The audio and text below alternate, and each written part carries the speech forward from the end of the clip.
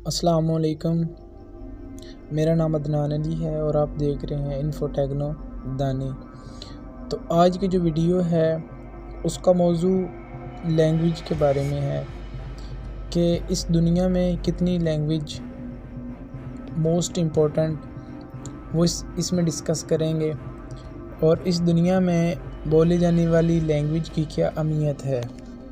देखें, हर इलाके की अपनी एक पहचान होती है और वो पहचान ज़ुबान से मुंसलिक होती है।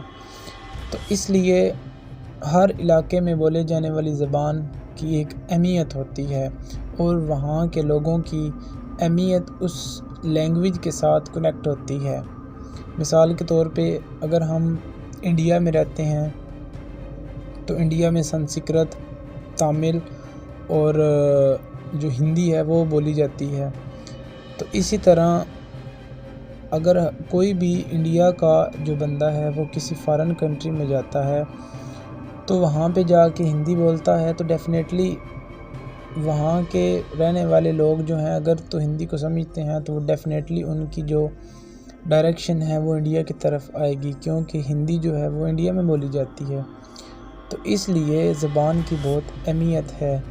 तो दुनिया में बोले जाने वाली बहुत सी जो लैंग्वेज हैं बहुत सी हैं, लेकिन इस वीडियो में मैं अप्रॉक्सीमेटली 20 जो लैंग्वेजेस हैं उनके बारे में बताऊंगा और जो पुरानी लैंग्वेज हैं उनके बारे में बताऊंगा। तो इस वीडियो को लाइक कीजिएगा, सब्सक्राइब कीजिएगा और इसको शेयर कीजिएगा ताकि मैं आपके लिए नेक्स्ट जो है वो इस तरह की इन्फो वीडियो जो हैं वो डालता रहूं। तो ये एक सफ़र शुरू होगा 300 से पीछे BC में जाएंगे हम। तो हम देखते हैं कि अब रिसेंटली से मुराद क्या है कि जो हमारी नई जो लैंग्वेज है वो कौन सी है।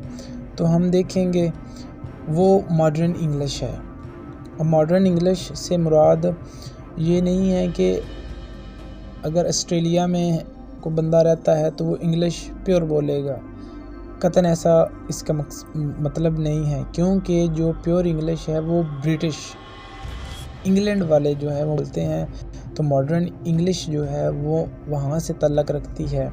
तो ये तकरीबन 600 साल पुरानी है।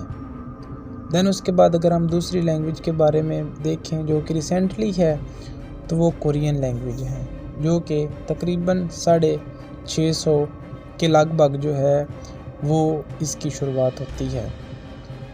ये एग्जैक्ट जो है इनका जो टाइम पीरियड नहीं है, अप्रॉक्सीमेटली हम कह सकते हैं राउंड अबाउट यहाँ तक इनका टाइम पीरियड है। दैन उसके बाद हिंदी जो कि इंडिया में बोली जाती है और तकरीबन 800 साल पुरानी लैंग्वेज है। दैन उसके बाद फोर्थ पे हम देखते हैं इटालियन लैंग्वेज। इसकी बहुत अहमियत है। इटली और इसके गिरदोनवा में तकरीबन 700 साल पुरानी है। तो इटली में रहने वाले लोग जो हैं वो ज़्यादातर इटालियन बोलते हैं।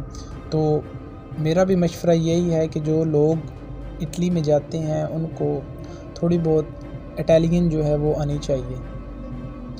दैन उसके बाद पुर्तगीज़ जो कि फ़्रांस के साथ एक मुल्क है, तो वहाँ पे ये बोली जाती है, तकरीबन 900 साल पुरानी है ये। दैन उसके बाद उर्दू पाकिस्तान में बोली जाती है। दैन जितने भी पाकिस्तानी फ़ॉरेन कंट्रीज़ में जाते हैं वहाँ पे अगर उनका दोस्त वगैरह या रिलेटिव्स कोई रहता है तो वहाँ पे ये उर्दू आपस में बोलेंगे, डेफ़िनेटली सी बात है। तो ये तकरीबन 1000 साल पुरानी है और ये तुर्किश लैंग्वेज से ये जो है वो निकलती है। दैन उसके बाद स्पेन में बोली जाती है, तकरीबन 1000 साल पुरानी है ये। दैन उसके बाद रशियन 1100 साल पुरानी लैंग्वेज है ये, इसका टाइम पीरियड तकरीबन इतना बनता है। दैन बंगाली लैंग्वेज की भी एक अपनी ही जो है वो अहमियत है। बांग्लादेश में बोली जाती है और इंडिया के कुछ जो साउथर्न जो एरियाज़ हैं वहाँ पे बोली जाती है। उसके बाद पंजाबी एक बहुत ही टेस्टी और ट्रीमेंडस लैंग्वेज है। ये ज़्यादातर जो हैं वो पंजाब पाकिस्तान और पंजाब इंडिया के जो रहने वाले सिख हैं और जो पाकिस्तान में रहते हैं तकरीबन पंजाबी बोलते हैं, और पाकिस्तान की ये मादरी लैंग्वेज है। डच जो है ये लैंग्वेज है, तकरीबन इसका टाइम पीरियड 1400 साल पुराना है, ये दरियाफ्त हुई। देन उसके बाद लैटिन, तकरीबन इसका टाइम पीरियड जो है वो 2700 साल है, पुरानी लैंग्वेज है। अब यहाँ से जो है वो BC बिफोर क्रिस्ट जो है इनका टाइम पीरियड यहाँ से, मतलब अब उनसे भी ये पहले की लैंग्वेज है लैटिन। तेलुगु जो है ये एक बहुत पुरानी लैंग्वेज है, तकरीबन 1800 साल पहले की ये है। उसके बाद अरेबिक लैंग्वेज जो है ये तकरीबन 2000 साल पहले की है, अरब और इसके गिरदोनवा में ये बोली जाती थी। देन ग्रीक सिविलाइजेशन भी गुजरी है, और वहाँ से इसकी जो है कनेक्शन जो मिलता है हमें ग्रीक सिविलाइजेशन से, इसकी दरियाफ्त होती है। तकरीबन 3800 साल पहले की ये लैंग्वेज है। सुमेरियन तकरीबन 4000 साल पहले की लैंग्वेज है, और ये इजिप्शियन जो है इनका जो आपस में रिलेशनशिप रहा है, तो वहाँ से ये जो लैंग्वेज है वो निकलती है। देन उसके बाद 17 नंबर पे हमारी आती है कॉप्टिक। ये एक लैंग्वेज है, इसका टाइम पीरियड 4500 साल पहले का है, ये लैंग्वेज बोली जाती थी। देन 18 पे है हेब्रियो की एक अलहदा पहचान है, क्योंकि ये सिविलाइजेशन जो है वहाँ पे जो लैंग्वेज कनेक्शन के तौर पे बोली जाती थी, जो कम्युनिकेशन के लिहाज से देखा जाए तो ये बहुत इम्पोर्टेंट थी। और लैंग्वेज तो हर लैंग्वेज कम्युनिकेशन के लिहाज से इम्पोर्टेंट होती है, लेकिन जो हिब्रू है इसकी एक अलहदा पहचान है। 4500 साल इसका जो टाइम पीरियड है।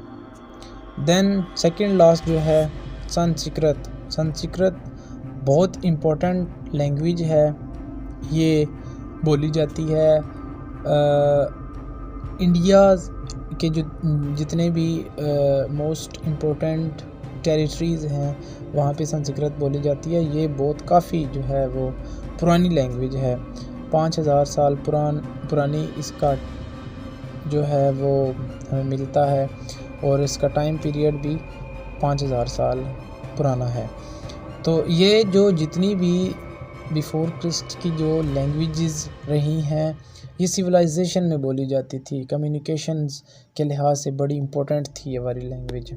देन लास्ट पे बहुत इम्पोर्टेंट जो है तमिल लैंग्वेज, ये 5000 साल पुरानी लैंग्वेज है। ये ज़्यादातर जो है वो साउदर्न एरियाज़ जो हैं इंडिया के, वहाँ पे ये बोली जाती है, अभी भी ये बोली जाती है। और ये कहा जाता है कि दुनिया की सबसे जो पुरानी लैंग्वेज है, जिसका टाइम पीरियड 5000 साल पुराना है, और ये बोली जाती थी।